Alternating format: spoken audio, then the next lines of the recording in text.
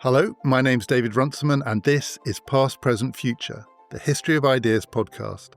In today's episode, in our series Politics on Trial, an unusual trial, in that it's one that never happens, and it never happens in a work of fiction. I'm talking to the writer and Kafka expert Ian Ellison about Kafka's The Trial, which was published 100 years ago this year. Why does the world we live in now feel so Kafkaesque? And do we know what we mean when we use that word? Ian, we're talking about the 100th anniversary of Kafka's The Trial. That is the 100th anniversary of its publication, but that is not the 100th anniversary of its being written. Like much, but not all of Kafka's work, it was published posthumously.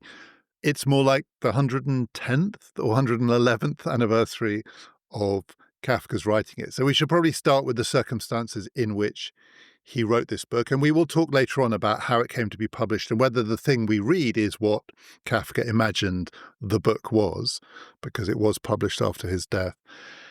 Is it possible to say how Kafka came to write this book? What was going on in Kafka's life?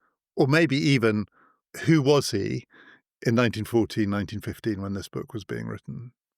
That's a big question. Franz Kafka was born into a family of assimilated Jews in 1883 in Prague in the Austro-Hungarian Empire, and he died just outside Vienna as a citizen of Czechoslovakia at the age of 40 in 1924 from complications to do with tuberculosis. So this is a time and a place where history and geography are swirling around him and rearranging themselves.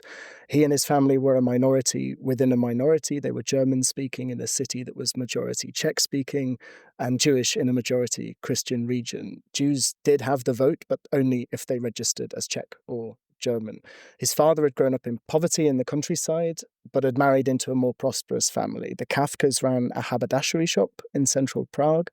Like many Jews of their generation, they had adopted society's bourgeois liberal values, but this had distanced them from their religious roots and traditions. Anti-Semitism was definitely on the rise at the time, so Kafka would have experienced this, but he also felt cut off from a spiritual and cultural heritage. And this is key, I think. He's isolated no matter which way he turns. To the Germans, he's a Jew.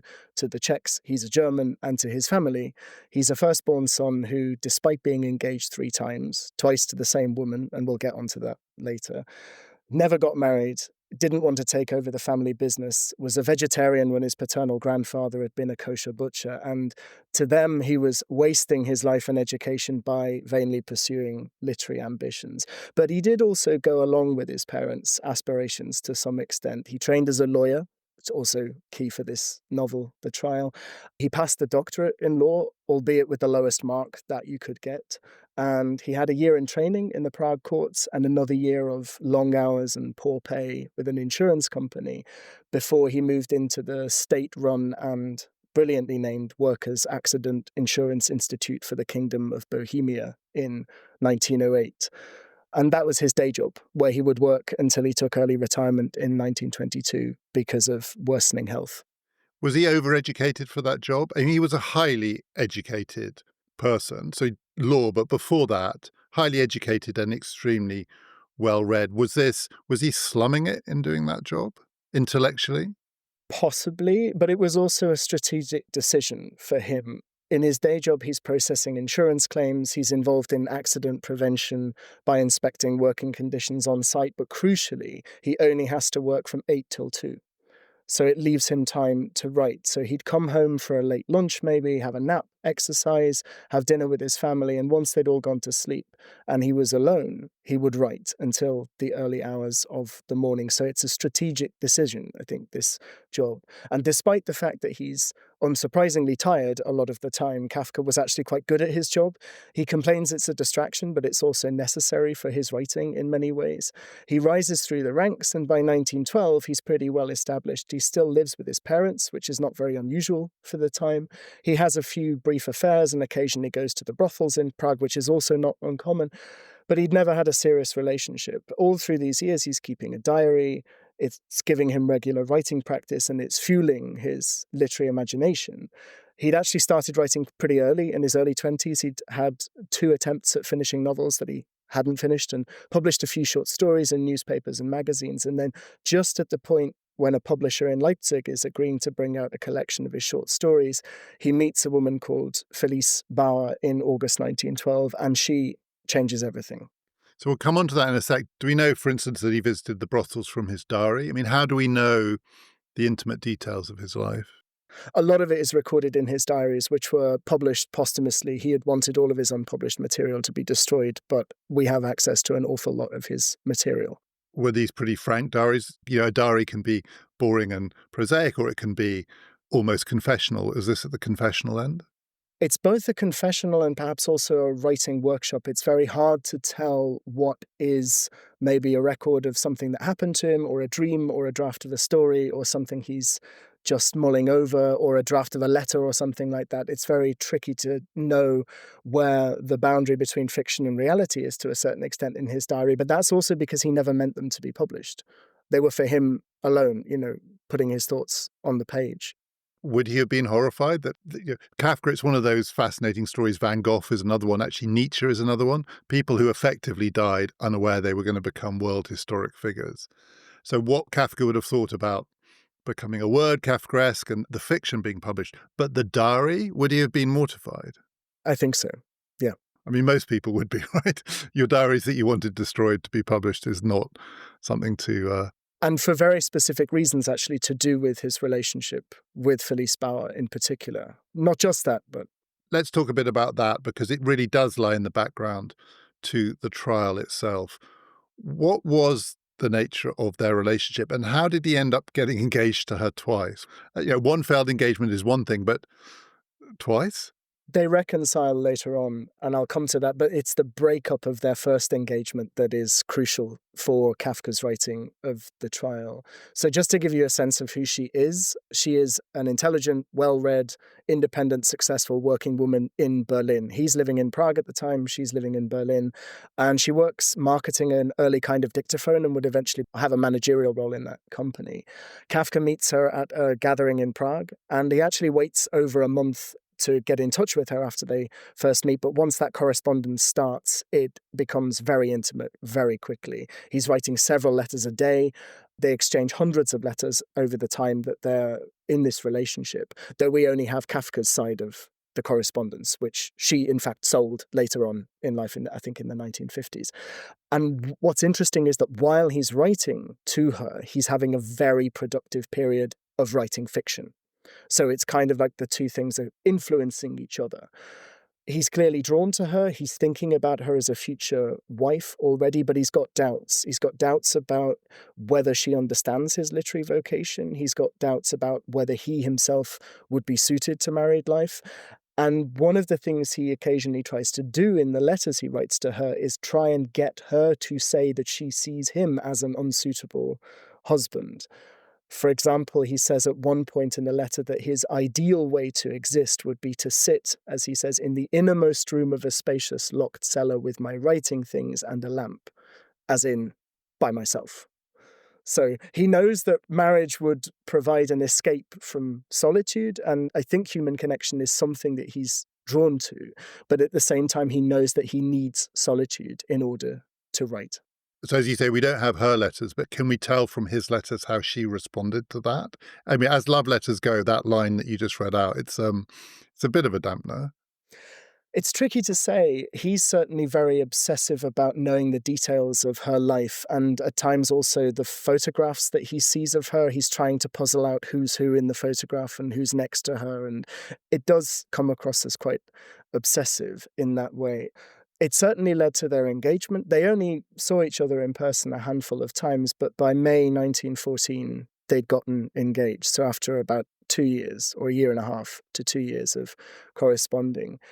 But he, as I said earlier, it's probably good that she didn't see his diary. He writes about the engagement party that he felt like he was tied hand and foot like a criminal. And he says if They had sat me down in a corner bound in chains and put a policeman in front of me and let me watch the party. It couldn't have been worse. And people notice how miserable he is at this party. And even when they go furniture shopping, he writes that it's like being under arrest. So they get engaged in May 1914. When did the engagement break off? And then when, as far as we know, is the writing of the trial taking place? Because those two extracts you've just given from his diary, one can see the connection with a book which is about a man who is under arrest and he doesn't know why. What's the relationship, the time frame there? So it all happens in that summer of 1914. And the crucial thing to mention as well is that during that summer, and I think actually perhaps a bit earlier, he's already started another correspondence. He's writing to one of Felice Bauer's friends, a woman called Greta Bloch, and he's confiding doubts about the engagement to her. That correspondence also starts getting more and more intimate, and Greta, who's in this very awkward position between the two of them, eventually shows Kafka's letters to her, to Felice. Felice then summons Kafka from Prague to Berlin. He has no idea of what is awaiting him. He's confronted in the lobby of a hotel by Felice, her sister, Greta, and another friend, and he is humiliated. He is ashamed, and the engagement is over. And in his diary, he writes about another tribunal in the Berlin hotel. So again, that metaphor of trial, arrest, tribunal. He goes away on a prearranged holiday, and about a week to 10 days later, he starts writing the trial. It's that quick. And it is the summer of 1914. So there's a domestic nightmare that you've just laid out. But the world is falling apart. Does that impinge? Is there any way in which you can sense that that impinges on this writing? Yes, you're right. The other thing to mention about what's going on in the wider world is the outbreak of the First World War in August 1914. And I don't know whether to say famously, but it's perhaps known to some listeners that all Kafka writes in his diary on the day that war breaks out is Germany has declared war on Russia, had a swimming lesson in the afternoon. So you could read this as political indifference, perhaps, that he's turning his back on the world. That's how one of his biographers has put it. So very much introspective, focused on his own circumstances, his own sense of an arrest or trial in his personal life. But what's also interesting is that summer, Kafka had quite seriously been planning to change his life. He had wanted to leave his job. He'd wanted to move to Berlin before the breakdown of the engagement as a freelance writer. But the war makes that impossible.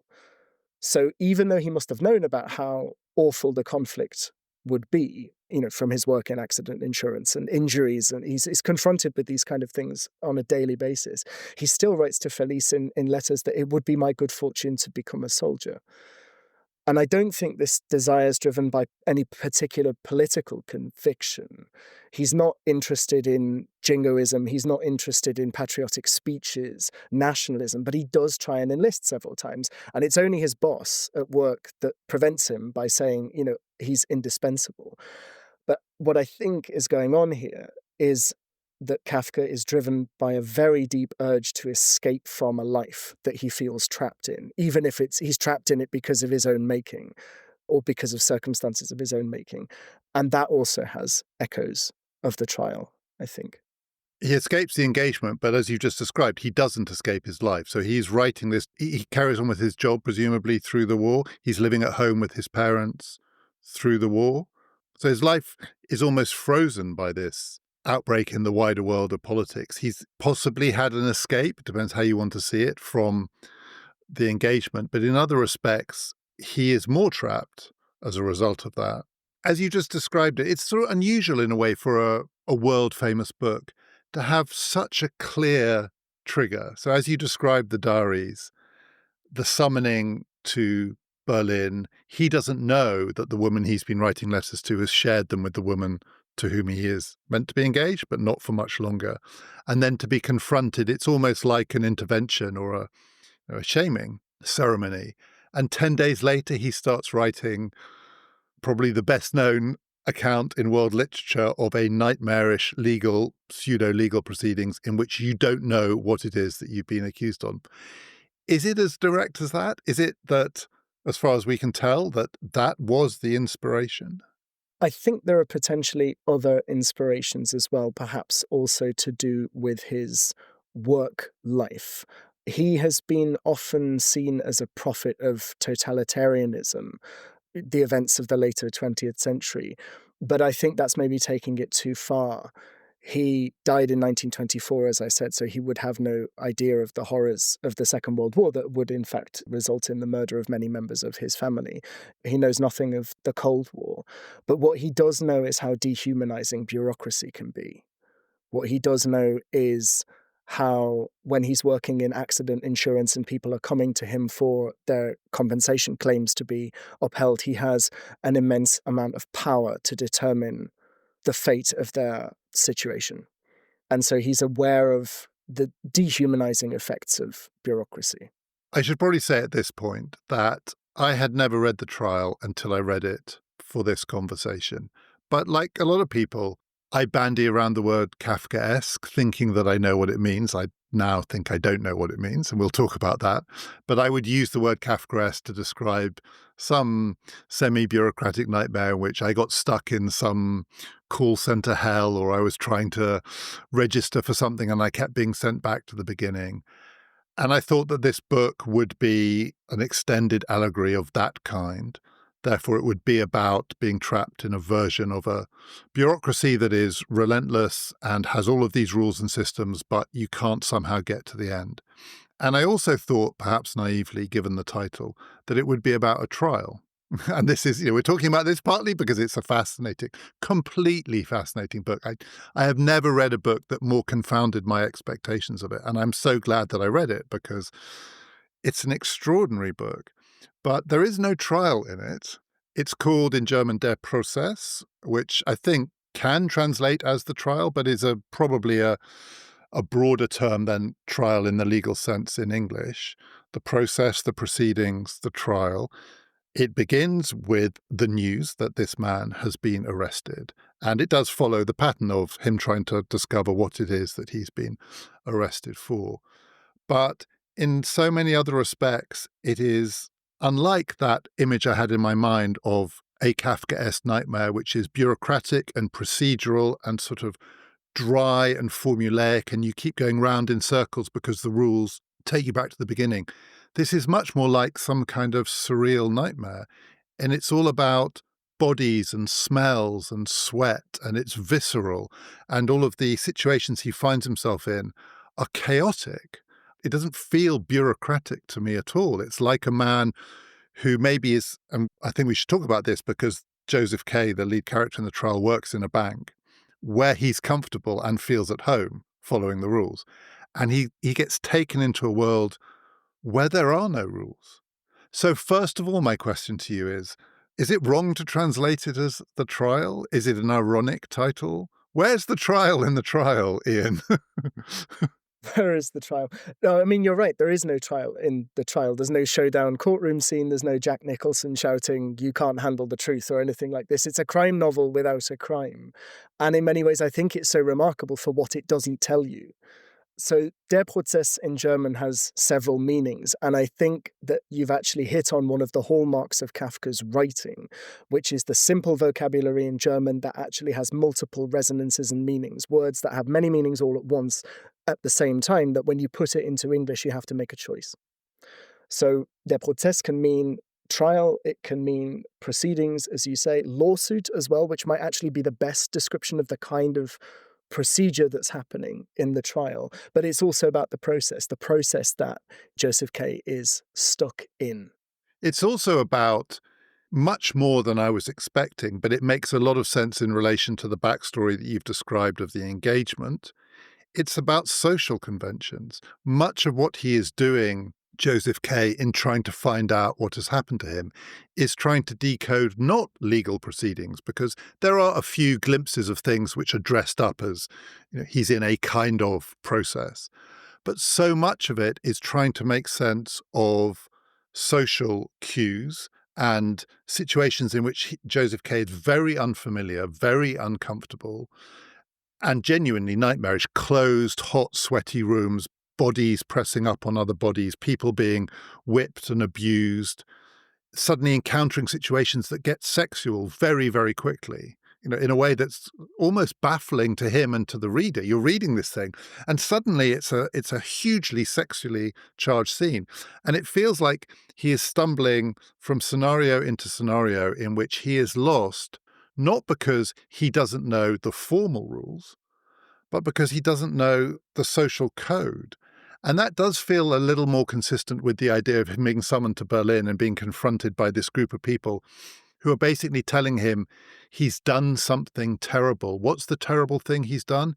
He's formed another relationship alongside the main relationship, and he hasn't managed or negotiated that successfully.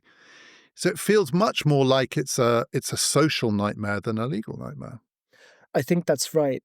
Kafka is a very embodied writer. He is hyper aware of what it's like to be skin and bone and move in a human body. He was a health and fitness freak, but he was also obsessed with silent movies, and those exaggerated gestures and slapstick humor and clumsy interactions find their way into the stories as well. But you are absolutely right about the physicality of the novel, that lust and desire, the grubbiness of it all. The novel's female characters in particular basically exist either to satisfy Joseph K's sexual cravings or to look after him, like his landlady who makes him breakfast. And it's exactly those social codes that are being disrupted when he first awakens and realizes or is told he's under arrest. The guards who come to arrest him are eating his breakfast.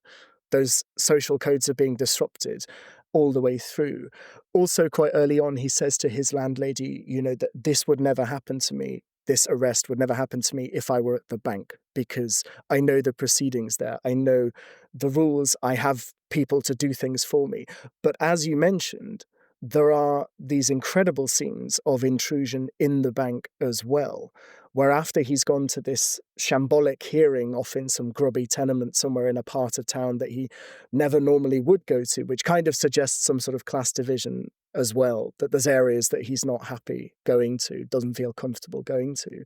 He is leaving work one day and he goes into this abandoned store cupboard and he finds that the guards who came to arrest him, who he complained about at the hearing for arresting him in his pajamas, are now having their clothes pulled off and are being beaten in front of him.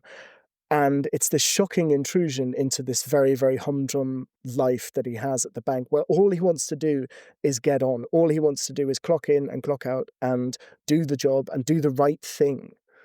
And yet there are these shocking intrusions that won't allow him to get away from this arrest. There's a scene near the end that I was really struck by. So as you say, the bank is like a haven in this story. His apartment was meant to be a haven, and it begins with this huge violation.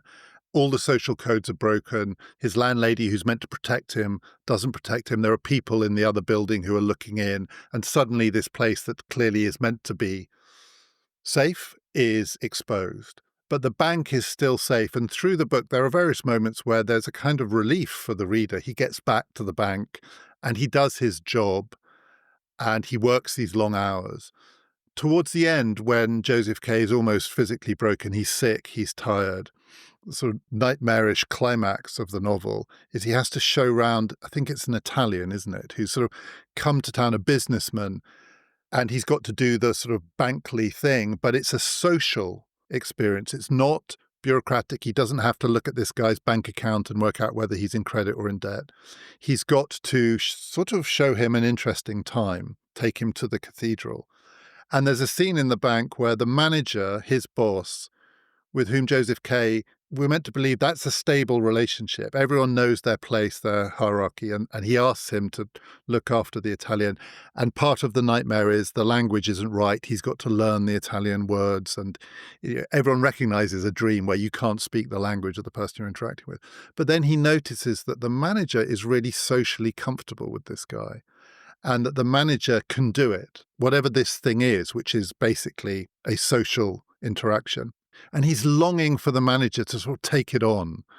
And yet the manager says, no, I want you to do it. And it's almost like even in the bank, the thing that can most go wrong is having established a set of rules and codes by which he thinks he can operate. He's my boss, I do what he asks. Suddenly it becomes a situation in which things like charm or ease or familiarity or prior knowledge, prior understanding are the currency.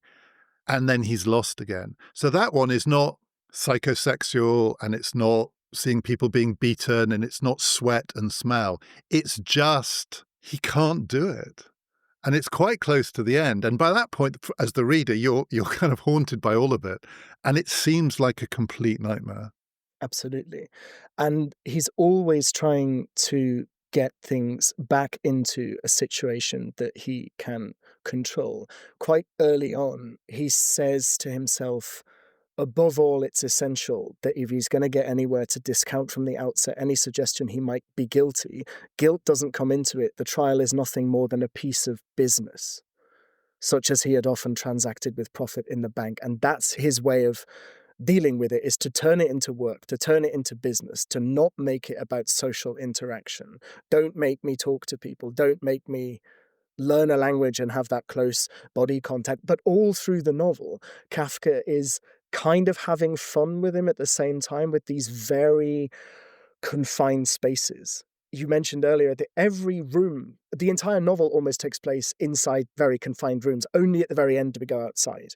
The whole thing is within these confined spaces. So if listeners know, for example, the Orson Welles film adaptation, which has these incredible, iconic images of enormous spaces, vast cavernous halls where people are at typewriters working away, enormous doors, but it's very different, very, very different in the novel. You can't stand up properly in many of the rooms. You've got lawyers' feet dangling through holes in the floor. The court painter can't get through the door to the court without having to climb over his bed or go through his dirty sheets. You know, there's a grubbiness, there's a closeness to it, and he wants nothing to do with it. Joseph K. He's just trying to resist it, but it won't work. It seems throughout the novel, as you go along, you realize that almost every character has a connection to the court. Almost every character has something to do with this procedure and knows that his process, his trial, is not going well. So it's almost as if they're provoking him to join into a group, into a society.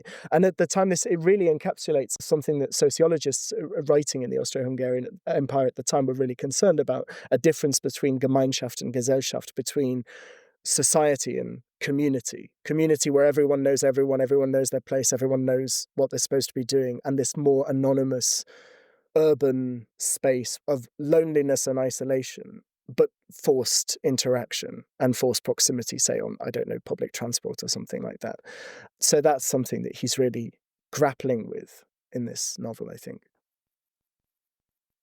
Joseph K. is comfortable with Gesellschaft, not Gemeinschaft, in a sense. He wants the anonymous life, but not the anonymous life, because also, presumably like Kafka, he has sexual desires, no question. He has bodily desires. He's interested in food.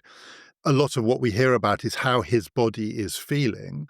So he's not some kind of anonymized bureaucratic machine. He's very, very human. So that's part of the nightmare of being Joseph K. in a way. If only he could just be a machine, but he's not. And in each of these rooms, and the thing that I took away from them is just how often they're described as hot. So airless and hot. It's just, you can't breathe. But part of, I don't know if it's the humor or the horror, it's both of the book, is that it seems like there's a pattern. Each time he's told to go to places, there's no rhyme or reason to it. He has to find a room, he has to go through doors. Strange children seem to be mocking him, but also showing him the way. He arrives somewhere, say, with the court painter or in other places. And his mindset is to try and find the thing that will allow him to navigate this. And often there's a point where it feels like he's found it. He starts to settle down a bit. He gets a little bit more confident. And then something crazy happens and it just blows up again. You know, feels like he's in this room now. He's getting a sense of who's in charge, who he needs to suck up to, who he should try and defend, whom he can cut loose. And then bang, it blows up again because someone else walks in or someone does something and he realizes he hasn't understood it at all. And it is funny sometimes, but it's horrifying as well. Yes, it's both. And I think that sense of distraction, that sense of something else pulling your attention away, something happening off in the corner, like when he goes to this first hearing in this abandoned tenement, at some point, just as he thinks he's mounting a decent defense, he realizes that over in the corner, someone is being assaulted a woman he saw on his way in, and there's a scream, but then it turns out that the scream is not made by her, it's made by the person who's assaulting her, and there's just this constant confusion, and your attention is being pulled in a different direction.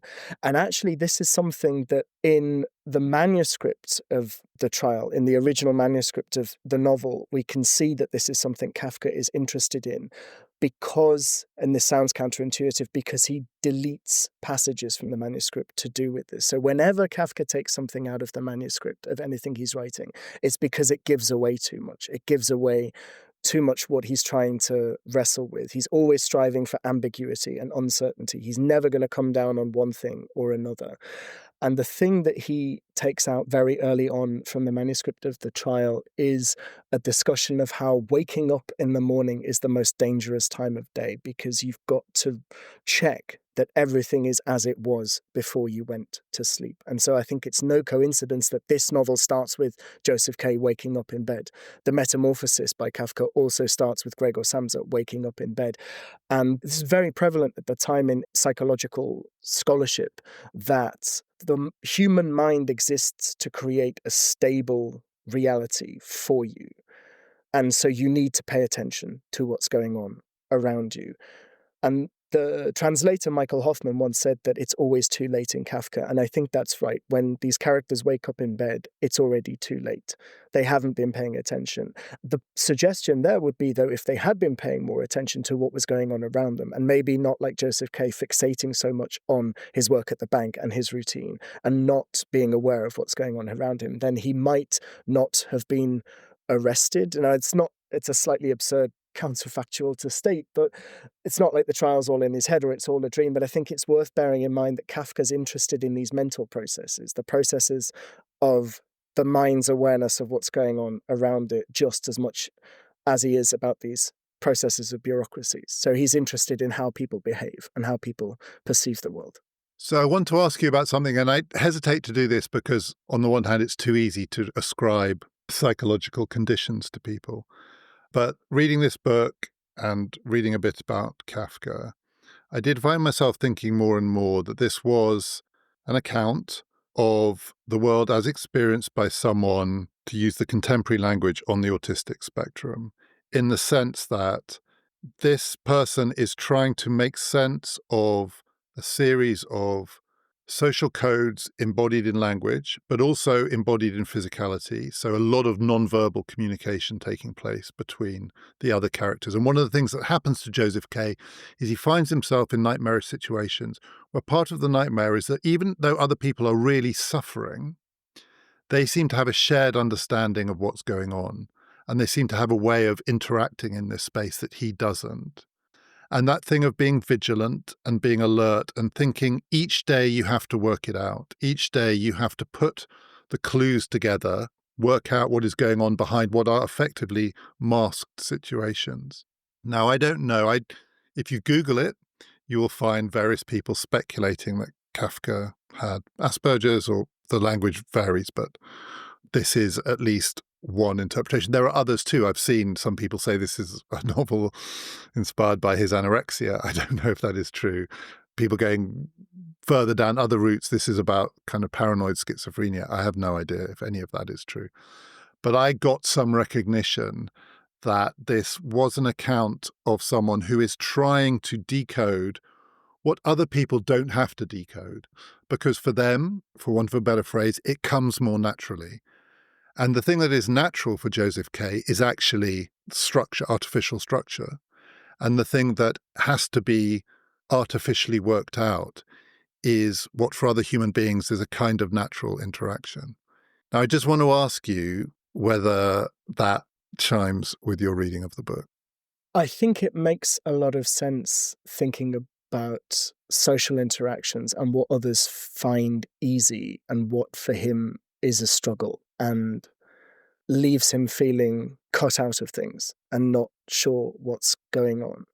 However, I would also say that it's worth noting that he doesn't really resist the accusation leveled against him, as in he doesn't resist the arrest or the trial. What he wants is to go along with the process. He doesn't want to know what he's accused of. He blathers and he blusters, but he doesn't question the process. He goes along. He tries to find the right way of doing it. He tries to find the right procedure. He loses track of his work at the bank as he's consumed by this case. And in the end, he's waiting on his bed for executioners to take him away. But do you think, so I want to ask you how we should think about guilt and innocence in this novel. And it is a novel. It's not an autobiography. This is not the diaries. And Kafka is not Joseph K. And he is imagining something which is hugely creative in the way that he has done it. But nonetheless, that sense that Joseph K. has that he doesn't want to resist it, there is a feeling of almost inevitability about it, that maybe I could have avoided this, but on the other hand, this thing was out there, it was looming, it was coming for me. It's familiar at the same time as being deeply unfamiliar. And there is I guess, a feeling of guilt or remorse about the fact that he knows he's never going to fit in. He knows, and this may have something to do with Kafka and his failed engagement. After all, he presumably in some of those letters, he's trying to play the part of a dutiful suitor, and he knows the moves, he knows the words, he knows what you have to do to satisfy the people out there who are doing this normally or naturally. And at the same time, presumably, he also had an ongoing sense of dread that he was going to be exposed, because for him, what for other people is, even if it's horrifying, they're beating each other, they're abusing each other, they're having sex with each other in all sorts of weird ways. They seem to be engaged in relationships that are wild and out of control. Nonetheless, they are not doing it in the tortured way that he's doing it. It's torture for him. And that feeling that it's torture, it would give you a sense that somehow this was always coming for you. I got that feeling reading it. Kafka's not Joseph K. Joseph K. is not Kafka. But that sense that if you don't fit in these ways because you are having to work out what for other people comes more naturally, when they come for you, there's a part of you that thinks, yeah, I was never going to get this right. Exactly. Just on the Joseph K. and not Kafka thing, it's very easy to make that parallel that Joseph K. and that initial might stand for Kafka, but it's also worth bearing in mind that one of the guards who comes to collect him is also named Franz. So if Kafka's there in Joseph K., then he's also there in one of the characters who comes to arrest him. And for me, the name Joseph K. is also a reminder of how people get dehumanized when they're just a name on a case file, for instance. That's, for me, what's there in the initial Joseph K.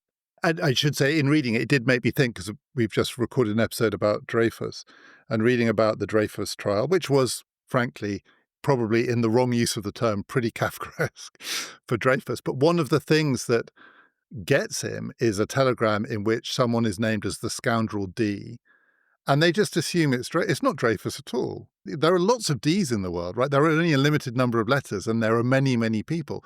But just the use of the initial D in itself is enough to condemn Dreyfus. So there is in the anonymity of the initial a version of the nightmare.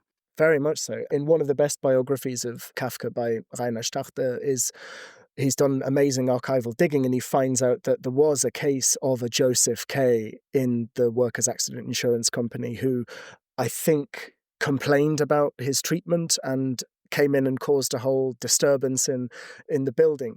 But it's an entirely open question as to whether that is any inspiration for the novel or it's just a coincidence. Another instance of initials that might just be a coincidence are, of course, the fact that Joseph K.'s neighbor, Fräulein Bürstner, happens to have the same initials as Felice Bauer. She also only appears at the very start of the novel and at the very end.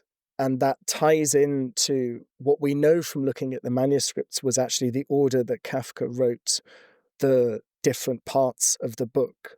So you mentioned this earlier, that this novel is unfinished. And we know from looking at the handwriting, which changes over the course of, it gets denser as he writes, as he gets closer on. But the final chapter is very similar to the early two scenes of the arrest and his assault of Fräulein Bürstner in the flat next door. And so there is a suggestion, perhaps, that if there was always something that Joseph K. was going to be punished for, then it might have something to do with this FB, this Fräulein Bürstner, who does possibly reappear in the final chapter, although Joseph K. is not sure if it's her he sees as he's brought out of his apartment across the square. He sees someone who looks like Fräulein Boston. This is a suggestion, but nothing more than a suggestion. And I think that's very much what Kafka's going for. On the question of his sense of guilt, even though he doesn't know what he's been accused of, what are we meant to make of the penultimate chapter, which I realise probably may not have been written penultimately, but it's set in the cathedral and it involves Joseph K. sort of getting a sermon just for him personally. He kind of stumbles into a religious setting in which a man of the cloth has a religious message for him, but it's just for him. What does that mean? I could probably think of ways I thought it meant something, but I realized at the end I had no idea.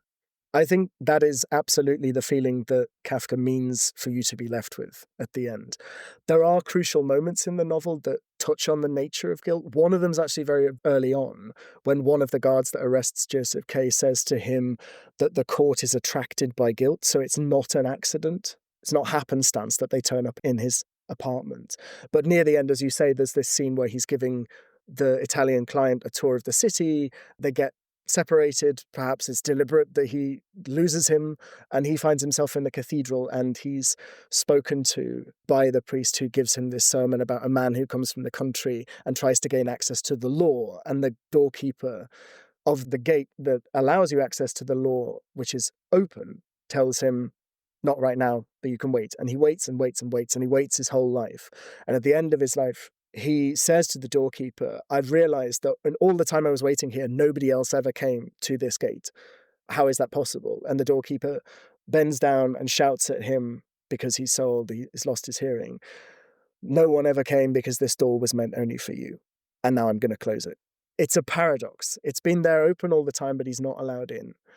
The door is for him, and yet he's not allowed to pass through it. And then after this comes this kind of seminar or tutorial between the priest and Joseph K., where they debate the meaning of this story. And I hope I'm not ducking the question when I say that this story is so suggestive, it's so open, it's so slippery, that I think it deliberately defies interpretation. And that is something that Kafka's aiming for. The whole novel has no clear trajectory, no clear narrative arc. Plot is not what he's going for. It's atmosphere, it's feelings, it's unsettling you and unsettling Joseph K. Every scene just adds to the confusion and the sense of defeat. The fact that he wrote that chapter at the very end was a precaution because he knew that his writing would run away with him.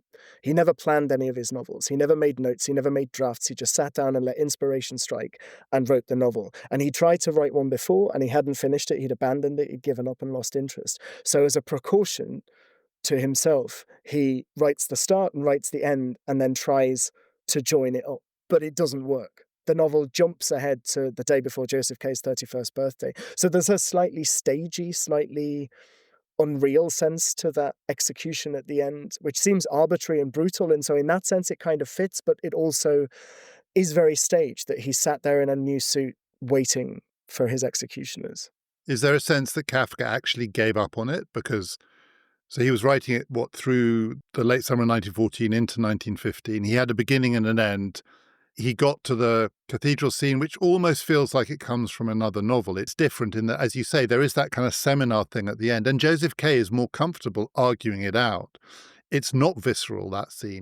It's the one place where he's in quite a spacious building. He's in a cathedral. And it's a deeply mysterious story. The gate was just for you. It feels like a religious allegory. It feels like an allegory of heaven or hell or both or neither. And then it just jumps to his execution. And it definitely, reading it, feels like there's something missing. Is it just that he gave up?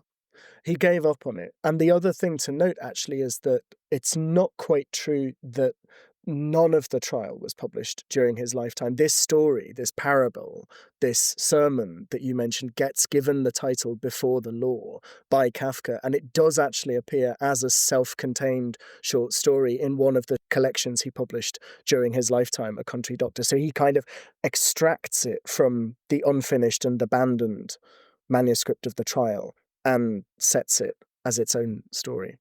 Reading it, it felt a bit, this may be too much of a stretch, but it felt more like something from Dostoevsky or something like that from the brothers Karamazov, whereas so much of the earlier The Trial is very 20th century kind of absurd, physical, it feels very like it's feeding into, so when I was reading it, it made me think of Severance, the TV show, which feels to me like it's been partly inspired by Kafka's The Trial. It feels very contemporary. And then that religious allegory bit towards the end feels more 19th century to me. That makes a lot of sense. On Severance, I hesitate to use the word Kafkaesque for reasons I think we'll get on to discuss, but I do think that show is the most Kafkaesque or Kafka-related television show or film that I've seen in a long time. So let me ask you about Kafkaesque, because it's a word that's widely used. It's up there with Orwellian. It's probably used more than Orwellian now. Orwellian's period may have passed, but Kafkaesque seems like it really suits the 21st century. And I guess it's closer in its use to what you described as the Orson Welles vision: clacking typewriters, cavernous halls, lost in a maze, that maze-like thing, to the book. Certainly this book, obviously he wrote other things too, but I think Kafkaesque particularly relates to The Trial. So how did it come to mean this version of being trapped in a bureaucratic maze with no beginning and no end, rather than this much more physical, horrifying, nightmarish, humorous, random, Severance-like, if anyone's seen Severance and think about when the goats appear, it's more like you're in a room and suddenly there are goats. That's Kafkaesque, rather than you are trying to buy new insurance and they keep asking you a question that requires you to go back to a question that you think you've already answered, which is what I used to mean by Kafkaesque. I won't use it in the same way again. So how did it happen? How did the word come to mean what it's come to mean so far removed from the book? It's very difficult to say, but I think that there are certain contingencies of the novel's publication and translation, and the fact that it was then banned in Germany for a certain period under the Nazis, that it really began to thrive in translation when exiled writers in the United States, for instance, people like Hannah Arendt were reading The Trial and reading The Castle as these allegories of oppression. So the sticking power of the Kafkaesque, of that adjective, is incredible, but it can encapsulate so many things that it almost threatens to become meaningless now. I think if everything is Kafkaesque, then nothing is Kafkaesque, or maybe this is closer to the reality that our world is Kafka's world. But I think when people use this word Kafkaesque, they can mean a range of different things. Often it's to do with judicial structures that are imposing on daily life, the kind of illogical menace of that, the dreamlike situation maybe of some of Kafka's stories, that sort of strange distraction, feeling of not quite knowing what's coming next. You could maybe talk about overbearing and grubby father figures that loom quite large in his fiction, but not always. But more often than not, I think it's a sense of powerlessness. It's a powerlessness in the face of unknown or unknowable oppressive forces, a kind of nightmarishly complex and dehumanizing bureaucratic process, as you say, and the hopelessness, the repetition, the mind-numbing dullness that brings about. But last year, while I was working in the British Library, I did find completely by accident the earliest use of the word Kafkaesque in English that we know of. And the most interesting thing about this discovery for me was that it was used in 1936, which is a year before The Trial is translated into English. So before its influence, which is undeniable, is being felt.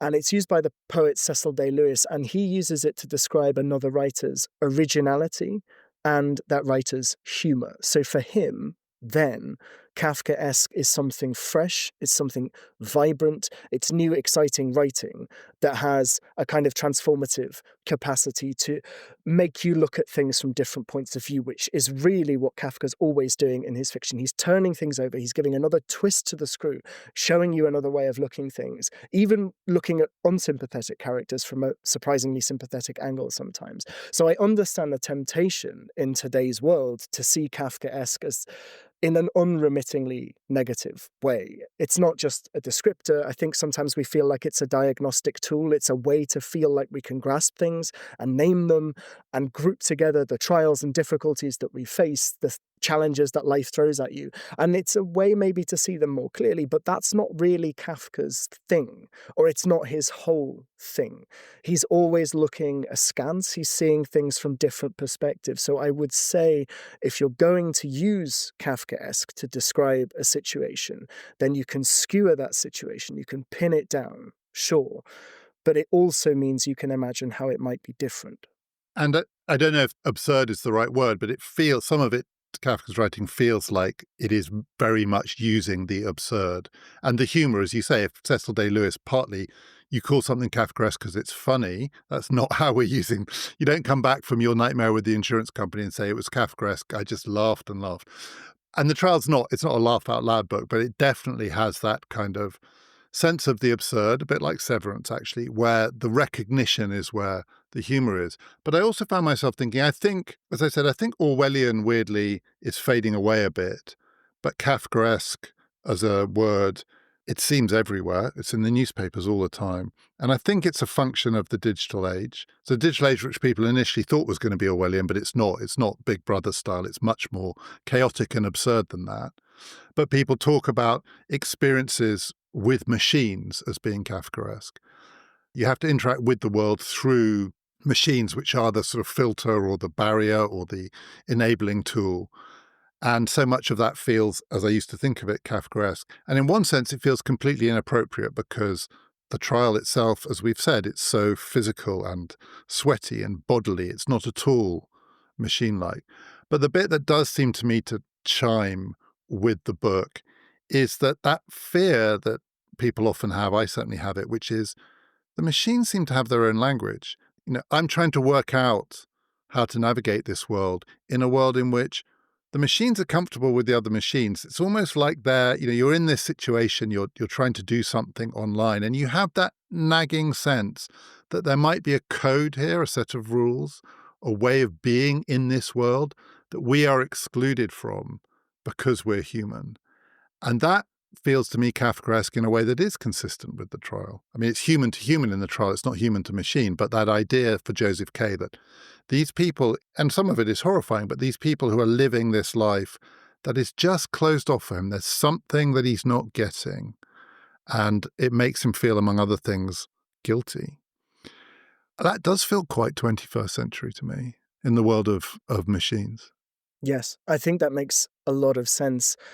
You mentioned earlier that there were all these different kinds of interpretations, particularly of the trial, but of other Kafka stories over the years, religious interpretations being one that was very prominent early on, where Kafka's seen as a mystic, he's seen as a martyr, and these novels are read as being concerned with divine judgment.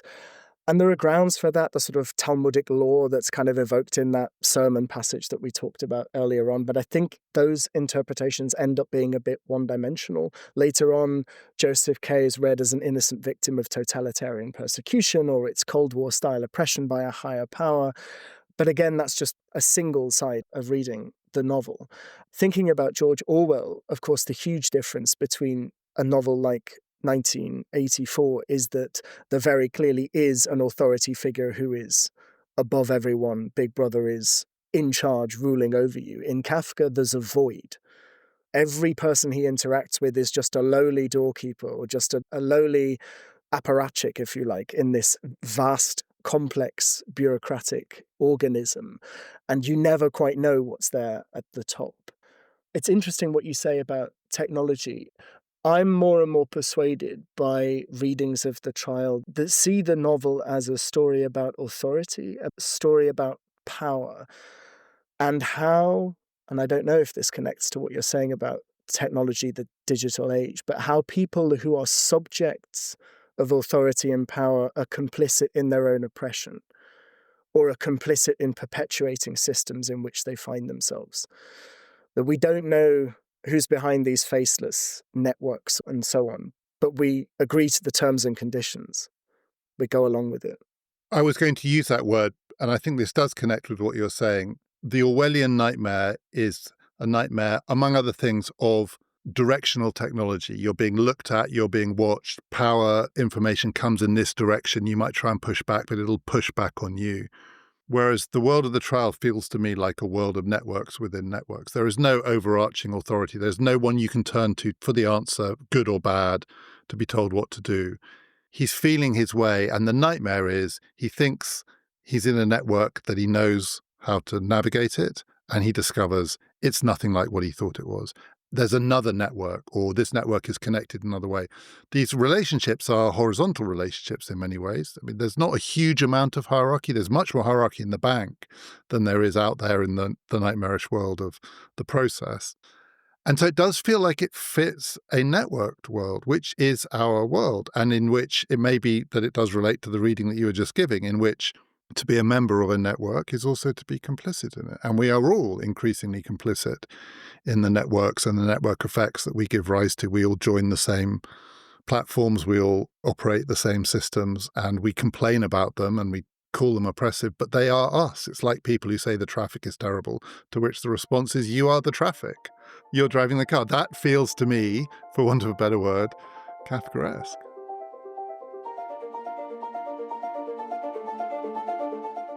A reminder that you can now get tickets for the first film in our autumn film season at the Regent Street Cinema in London. The first one is happening on Friday, the 5th of September. It starts at 7 p.m. We'd love to see you there. It is a screening followed by a live podcast recording about Alfred Hitchcock's Rope. This is a series of films about big ideas. What, you might say, has Hitchcock's Rope got to do with philosophy? Well, a lot, because it was inspired by the real-life case of Leopold and Loeb.